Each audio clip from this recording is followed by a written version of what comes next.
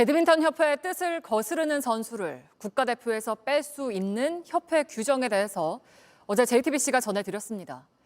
여기에 대해서 협회는 그 조항이 14년 전부터 있었던 거라 안세영 선수를 겨냥한 게 아니라는 입장을 냈습니다. 다만 협회의 주관적인 판단이 개입될 수 있는 여지가 크면 결국 선수들은 약자가 될 수밖에 없어서 이 부분은 여전히 문제라는 지적입니다. 김휘란 기자입니다. 지난 2월 작성된 대한배드민턴협회 이사회 회의록입니다. 파리올림픽 5개월 전입니다. 국가대표 제외 지침을 보완하고 구체적인 제외 기준을 마련했다고 적었습니다. 신설한 국가대표 대상 제외 기준은 회의록 한 페이지를 가득 채웠습니다. 횟수와 경중에 따라 국가대표 자격을 얼마나 박탈시킬지 기준들이 추가됐습니다. 특히 협회의 정당한 지시를 3차례 이상 따르지 않으면 최대 영구 제명이 가능한 기준도 신설됐습니다. 해당 조항들이 만들어지기 전인 지난 14년간 징계당한 선수는 한 명도 없습니다. 배드민턴협회는 국가대표 제외 조항은 2010년부터 존재했다며 안세영 선수가 아니라 지난해 음주 후 훈련에 불참한 선수를 계기로 재정비한 것이란 입장을 냈습니다. 다만 정당한 지시에 불응한 자 등 일부 조항은 지나치게 주관적인 판단이 개입될 여지가 커 시대에 맞지 않는 조항이라는 지적도 여전히 나오고 있습니다. JTBC 김휘란입니다. 앞서 전해드린 대로 파리올림픽은 막을 내렸고 우리나라는 기대 이상의 성과를 냈는데요. 한편에선 이런저런 논란도 있었습니다. 특히 배드민턴협회와 국가대표 선수들 사이에 불합리해 보이는 규정들이 드러났는데요. 선수촌 밖에서도 지도자의 지시에 복종해야 한다. 스폰서 계약은 어떻게 할지, 무엇을 입을지까지 세세하게 제안한 겁니다. 박준우 기자입니다. 배드민턴협회의 국가대표 운영 지침입니다. 선수는 지도자의 지시와 명령에 복종해야 한다고 적혀 있습니다. 선수촌 안뿐만 아니라 밖에서도 마찬가지입니다. 군인 이상으로 그 명령에 대한 복종을 강요하는 요소들은 현대적인 요인과 혹은 선진 스포츠 문화에도 부합되지 않는 것으로 보였습니다. 스폰서에 대한 것도 세세하게 제안했습니다.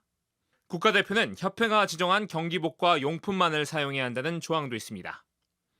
선수 개인의 스폰서 계약은 한 곳만 허용하고 표기도 우측 옷깃으로 정해졌습니다. 실업 배드민턴 연맹의 선수 계약 관리 규정엔 연봉도 정해놨습니다. 고등학교 졸업 선수의 계약금은 7년간 최고 1억 원을 초과할 수 없다고 했습니다. 첫 해 연봉도 최고 5천만 원을 넘을 수 없고 자율적 연봉 계약은 3년 이후부터입니다. 안세영 선수에게도 이 조항이 적용됐습니다. 저는 정말 싸우려고 하는 의도가 아니라 저는 정말 운동에만 전념하고픈 그런 마음을 호소하고 싶어서. 비인기 종목 특성상 몇몇 스타 선수만을 위해 규정을 바꾸기 쉽지 않은 게 현실입니다. 하지만 적어도 선수들에게 족쇄가 될 수 있는 조항들은 바꿀 필요가 있습니다. JTBC 박준호입니다. 이뿐만이 아닙니다. 배드민턴 협회는 국가대표를 뽑는 방식도 바꿨습니다. 원래는 대회 성적 90%, 평가위원 점수 10%였는데 이 평가위원 점수를 30%로 끌어올린 겁니다. 공정성 논란이 거세게 일면서 3년 전 10%로 낮췄던 건데 이를 다시 끌어올리면서 선수들로선 협회 눈치를 더 볼 수밖에 없게 됐습니다. 이어서 심가은 기자의 단독 보도입니다. 정경은 선수는 2016년 리우올림픽 배드민턴 여자 복식에서 동메달을 땄습니다. 리우에서 딴 유일한 배드민턴 메달이었습니다. 하지만 2020년 도쿄올림픽 대표팀에선 탈락했습니다. 선발전 승률 50%에 심사위원 평가 50%를 더해 국가대표를 뽑는 방식 때문이었습니다.